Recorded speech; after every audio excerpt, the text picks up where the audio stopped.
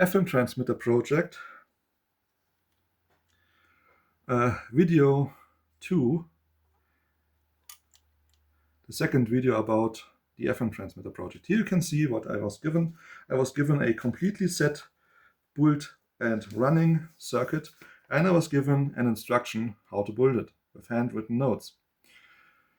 Here we see the actual circuit board, and I've added all components for the oscillator stage. I've added the voltage regulator. Let's just look at the schematic. I hand draw it or handmade it out of what I've built.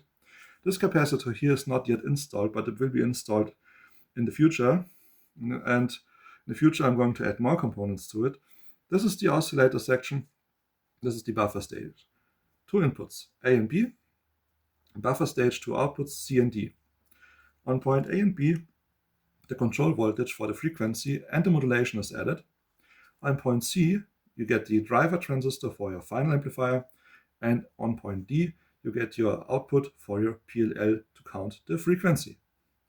I've built this device, built everything in there. As you can see, I connected it to my power supply 12 volt, and it's drawing about 10 milliamps.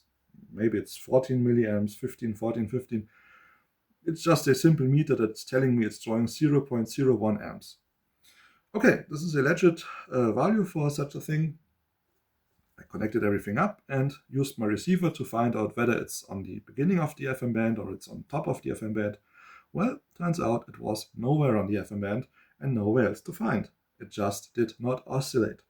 I took my meter, made some measurements, tried to find out maybe I made a solder bridge, maybe I have a bad solder connection. No, everything is working fine. Electricity is flowing through the parts. All is good. Electricity is here, there. It should work, but it doesn't work.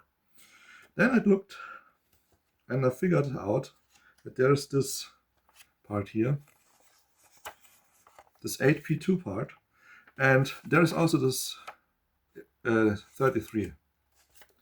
These are suspicious because in this manual he tells me 11 picofarads from base to emitter, and the real build he has, you can see these two brownish ones, these are 33 picofarads. So I went with 33 picofarads from base to emitter. And yeah, maybe this value is too big. Rather, this value here is too small, this 8P2. So I took a big capacitor, way too big, 104, and I just held it there. And the moment I'm doing this, you can see it here, it's transmitting 45, around 55 megahertz. Now, that's not the FM band. That's not the band we want to use it. And I reduced this capacitor to like 27 picofarads because it's a fair choice between it's still oscillating, but not the capacitor being that big that it's on 45 or 55 megahertz, however you want to name it. And no, it didn't fix it. The frequency went up, but just a little. It went up like 10 megahertz. And this is still far away from the FM band. Even if I would bend the coil, if I would pull the coil, the turns, if I would pull them apart like he did in his circuit, even if I would decrease the coil's value, it would still be way too low to be in the FM band. And my suspicion is this is because I haven't completed the circuit yet. Here is missing voltage from the PLL, and here is missing another voltage. This diode might have its biggest capacitance possible, pulling the oscillator frequency as low as it can, and probably even stalling the oscillator under normal conditions from even beginning to oscillate on its own with this circuit. So this is just status update. What is it doing? Show and tell. I did not really tamper with the A and B connectors, try to make it oscillate. I just went the simplest way and thought of the circuit on my own thoughts, because as you know, I'm very experienced with this stuff. And yeah, I got it to work, but it's on the wrong frequency. It's in the TV band. This is the lower TV band. So if you want to transmit audio there, this could be a circuit that's doing this. Anyhow, before I wrap this up, I want to show you how the modulation quality is. You may miss my cassette player. Oh, I really miss it too, because it broke recently. I was rewinding a cassette when it made a popping noise. The noise was similar to when the cassette is rewind it completely and I could push play. I didn't look, I just pushed play and was waiting for the music to play. And there was no music until I found out that the cassette, the thingy, wasn't spinning.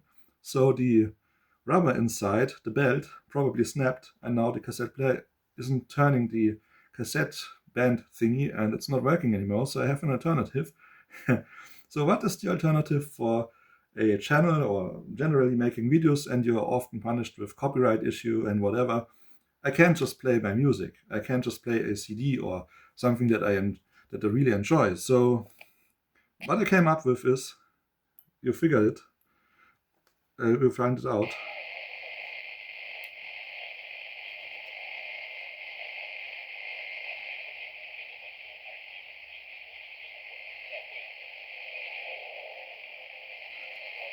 I will try to make the frequency a bit better so it's getting louder.